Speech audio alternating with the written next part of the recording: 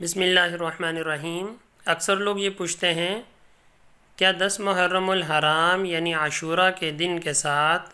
9 تاریخ یا 11 تاریخ کا روزہ رکھنا بھی ضروری ہے؟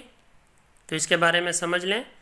فقہاء اکرام رحمہم اللہ نے لکھا ہے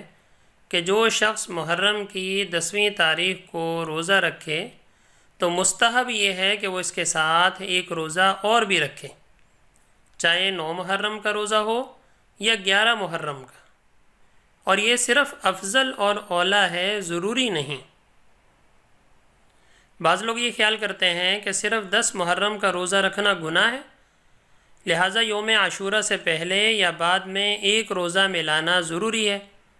لیکن یہ بات درست نہیں ہے،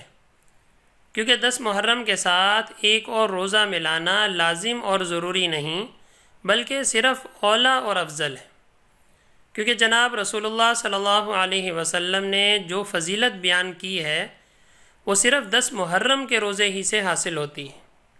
البتہ یہود کی مشابہت سے بچنے کے لیے ایک اور روزہ ملانا ایک اضافی فضیلت اور مستحب درجے کا عمل ہے، اور بعض فقہا نے جو تنہا 10 محرم کے روزے کو مکروہ تنزیہی کہا ہے، لیکن اکثر ائمہ کے نزدیک مکروہ تنزیہی بھی نہیں،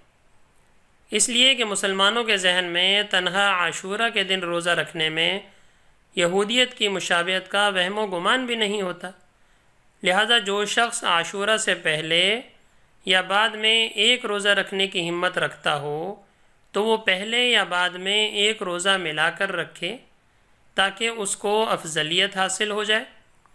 لیکن جو ہمت نہیں رکھتا یا اور کوئی عذر ہے، بیمار ہے،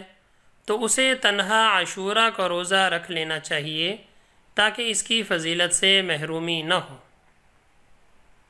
حضرت محمد یوسف بنوری رحمۃ اللہ علیہ نے لکھا ہے کہ عاشوراء کے روزے کی 3 صورتیں ہیں۔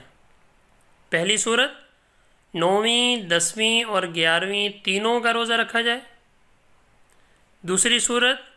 9ویں اور 10ویں کا، یا 10ویں تاریخ اور 11ویں کا روزہ رکھا جائے،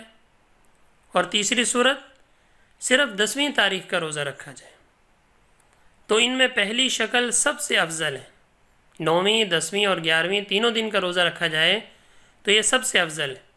اور دوسری شکل کا درجہ اس سے کم ہے، یعنی 9ویں اور 10ویں کا روزہ رکھ لیا جائے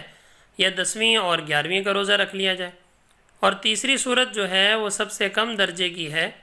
کہ صرف 10ویں تاریخ کا روزہ رکھا جائے، اور اسی کو یعنی اس تیسری صورت کو ہی فقہاء اکرام نے کراہت سے تعبیر فرمایا،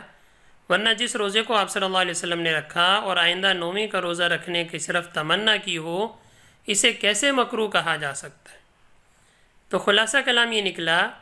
کہ 10 محرم یعنی عاشوراء کے روزے کے ساتھ ایک اور روزہ 9 محرم یا 11 محرم کا ملانا افضل اور بہتر ہے،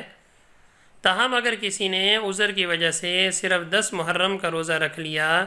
تو اس کی فضیلت سے محروم نہیں ہوگا۔ اللہ تعالی ہمیں اس پہ عمل کرنے کی توفیق عطا فرمائے۔